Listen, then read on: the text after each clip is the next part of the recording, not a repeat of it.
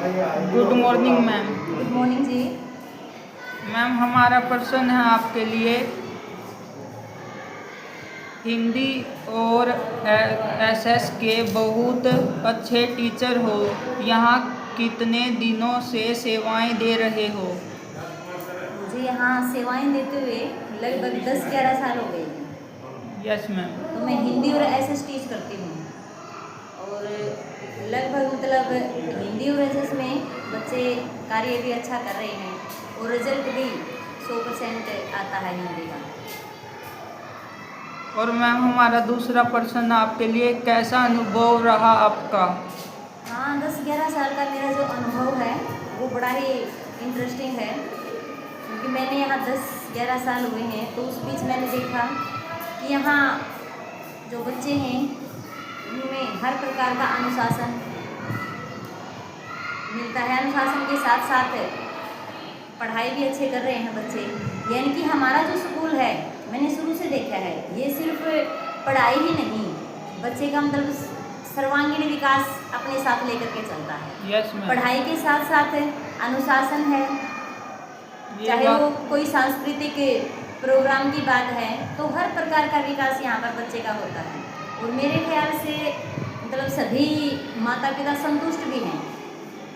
और मैम हमारा चौथा प्रश्न आपके लिए, जो मैं खुद की तरफ से पूछना चाहता हूँ, जैसे पहले 9th और 10th को एक साथ पढ़ाया जाता था। हाँ जी। और 11th और 12th को भी, तो अब वो क्लास अलग अलग हो चुकी हैं या अब भी वैसे ही पढ़ाया जा रहा है? नहीं, 9th 10th को तो मतलब 2-3 साल से अलग ही पढ़ाया जा रहा है। तो अब की बार हमारी जो 11th और 12th है वो क्लासेस भी हमने अलग कर रखी है।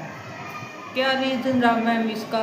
अब जैसे पिछली बार था, जो 11th और 12th में थे बच्चे थोड़े कम थे, संख्या कम थी। यानी कि दोनों ही क्लासेस में 15-15 बच्चे।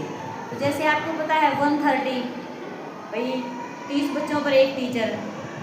तो एक तो हम अलग अलग अभी थोड़े थोड़े बच्चों के ऊपर टीचर प्रोवाइड नहीं करवा सकते थे। हाँ मैम। तो अब की बार जैसे हमारे पास बच्चों की संख्या है वो अच्छी है, तो इसलिए हमने क्लासेस अलग अलग की हैं।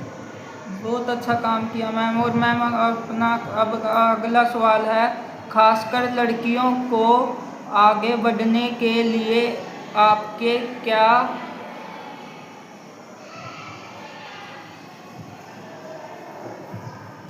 लक्ष्य है, थोड़ा प्रकाश डालिए। हाँ, तो अब बात आती है लड़कियों की। देखो, मैं मतलब पहले ही आपको बता चुकी हूँ, 10-11 साल से मैं इस स्कूल में अपनी सेवाएं दे रही हूँ। तो मेरा फोकस लड़कियों पर होता है सबसे ज़्यादा। अगर लड़कियों की कोई भी छोटी सी बात है वो डायरेक्ट मेरे पास ही आती है। तो मैं भी मतलब लड़कियों के लिए जो मेरा लक्ष्य है वो यही है कि मैं लड़कियों को वहाँ तक पहुँचाऊँ, एक ऊंचे शिखर तक, ताकि लड़कियाँ भी मतलब लड़कों से पीछे ना रहें। एक बात तो मैं ये कहना चाहूँगी। दूसरा, जैसे हमने अपने स्कूल में बना रखा है कि भाई महीने में एक शेड्यूल तैयार कर रखा है हमने अपने स्कूल में। भाई महीने में हम 2 सेमिनार, 2 काउंसलिंग लड़कियों के लिए रखेंगे, स्पेशल ओनली गर्ल्स के लिए, ताकि हम उसमें लड़कियों को मोटिवेट कर सकें। और ये रखी भी जाती हैं। इसके साथ साथ जैसे आज हम देख रहे हैं कि हर रोज़ एक नई घटना लड़कियों के माध्यम से की जा रही है। भाई बहुत ऐसी घटनाएं हैं जो लड़कियों को नहीं करनी चाहिए, तो उनसे अवगत हम लड़कियों को करवाते रहते हैं ताकि वो पहले से ही सावधान रहें। और मैम आपके लिए अगला सवाल है, आप एक जागरूक टीचर हैं, माताओं के लिए खास संदेश क्या है?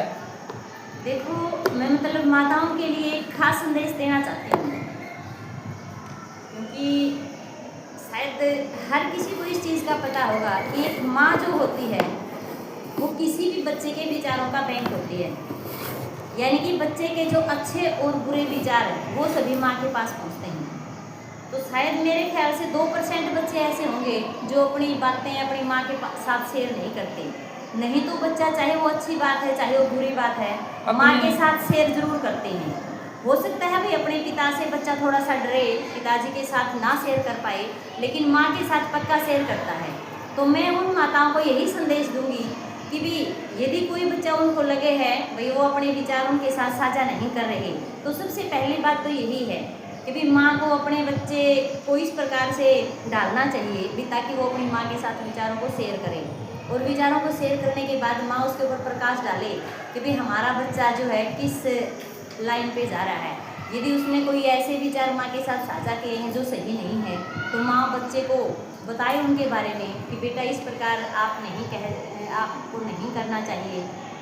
तो मैं माताओं को यही संदेश देना चाहूँगी कि भी वो भी मतलब क्योंकि पता है भी माँ भी बच्चे के लिए एक टीचर के समान ही होती Yes, है, ma'am. तो वो भी मतलब एक टीचर की भूमिका निभा करके बच्चे को यानी कि खास तौर पे लड़कियों के लिए मार्गदर्शन का एक मुख्य रास्ता माँ भी हो सकती है। तो यदि सभी माताएं हैं और सभी शिक्षक हैं मिलकर बच्चे का विकास करते हैं, तो मेरे ख्याल से बच्चे के विकास में कोई कमी नहीं रहेगी। जैसे मैम मेरा एक लास्ट प्रश्न आपके लिए कि जैसे कि लड़कियां आजकल बहुत सारी किडनैप हो रही हैं और बहुत सारी ऐसी खबरें आ रही हैं, तो इस स्कूल में आप उनको कुछ ऐसा सिखाते हो कि वो अपनी सेफ्टी खुद से कर सकें और खुद से अपनी रक्षा कर सकें, ऐसा हाँ। कुछ?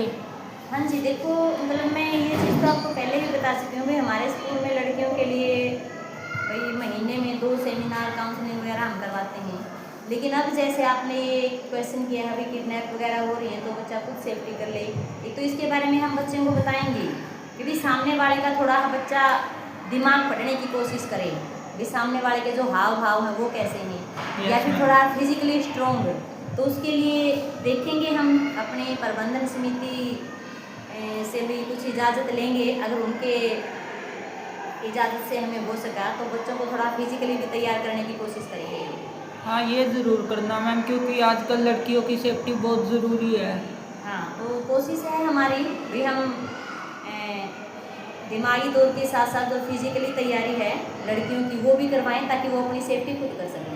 थैंक यू मैम, बहुत बहुत धन्यवाद आपका। देखता है भारत में आपने इतना सहयोग दिया हमें।